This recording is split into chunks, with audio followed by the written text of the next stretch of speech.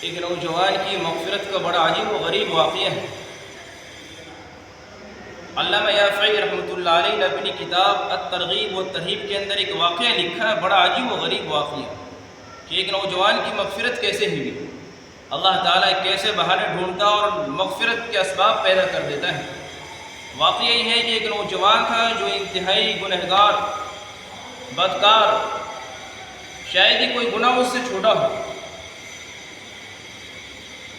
اس کا مزاج یہ تھا، جب کوئی گناہ کرتا تو گناہ کرنے کے بعد اس گناہ کو کاپی پر نوٹ کر لیا کرتا تھا۔ اسی علاقے میں ایک عورت تھی جس کے بچے 3 دن سے بھوکے پیاسے تھے، بچوں کو کھانے کو کچھ نہیں، 3 دن سے بچے بھوکے ہیں۔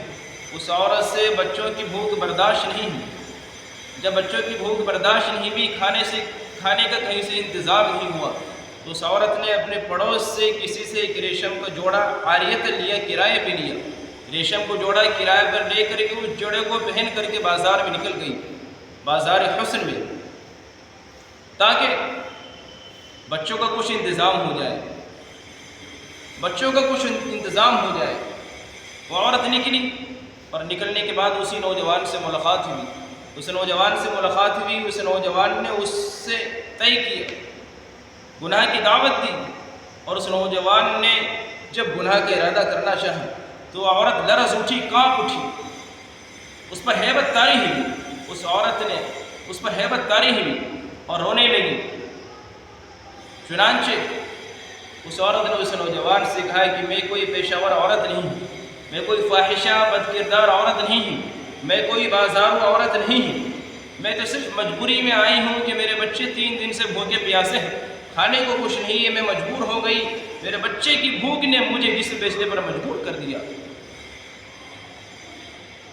میرے بھائیو، دیکھیں ذرا غور کریں، اللہ تعالیٰ کیسا نظام بدل رہا اس نوجوان کے ساتھ۔ چنانچہ اس نوجوان کے دل میں رحم اللہ نے ڈالا، اور اس نوجوان نے پھر اس وقت اس عورت کو کچھ درہم دے کر کے گھر کرایہ اختیار کر لی۔ اس نوجوان نے اس کے ساتھ اپنی خواہشات نفسانی کی تکمیل نہیں کی، اس عورت کو چھوڑ دیا، بولے جاؤ۔ اب یہ نوجوان گھر گیا، گھر جانے کے بعد اس نے اپنی ماں سے واقعہ سنایا کہ ماں آج میں نے یہ کام کیا۔ اس کی ماں نے کہا بیٹا تو نے آج زندگی میں پہلی بار ایک اچھا کام کیا ہے، تو نے زندگی میں پہلی بار ایک اچھا کام کیا، اور اس واقعے کو بھی اپنی کاپی میں نوٹ کر لے، اس واقعے کو بھی اپنی کاپی میں نوٹ کر لے۔ اس نوجوان نے کاپی کھولی، کاپی کھولنے کے بعد دیکھا کہ کاپی میں کوئی جگہ خالی نہیں، پوری کاپی اس کی بھری ہوئی ہے۔ نوجوان نے ماں سے کہا اماں جان، کاپی میں کوئی جگہ خالی نہیں جہاں میں لکھوں، بلکہ پوری کاپی بھری ہوئی ہے۔ ماں نے کہا بیٹے اس واقعے کو کاپی کا حاشیے میں سائڈ میں لکھ لے، حاشیے سائڈ کو کہتے ہیں، حاشیے میں لکھ لے۔ چنانچہ اس نوجوان نے ماں کے کہنے سے اس واقعے کو کاپی کا حاشیے میں سائڈ میں لکھ لیا، اور اس کے بعد غمگین ہو کر رات میں سویا۔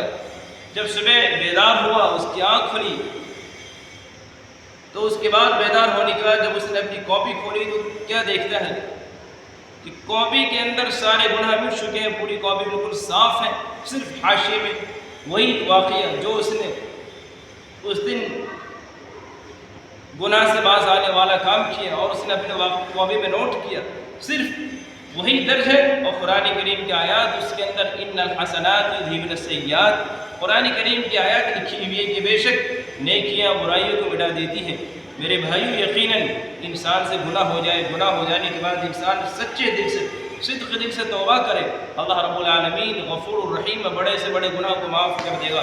اللہ تعالیٰ گناہوں کو معاف کرنے پر قادر ہے، اور اللہ تعالیٰ کو ایسے بندے بے انتہا پسند ہے جو گناہ کرنے کے بعد توبہ کرے۔ اللہ تعالیٰ توبہ کرنے والوں کو خوب پسند کرتا ہے۔ قرآن کریم میں اللہ تبارک و تعالیٰ نے فرما دیا ان اللہ یحب التوابین و یحب المتطہرین، کہ بے شک اللہ تعالیٰ توبہ کرنے والے کو اور پاک باز کو اللہ تعالیٰ پسند کرتا ہے۔ اللہ تعالیٰ ہم سب کو پھر اس کے بعد اس نوجوان نے پوری زندگی پاک دامنی کی زندگی گزاری، اور پاک دامنی کی زندگی گزارنے کے بعد اسی حال میں اس کا انتقال ہوا۔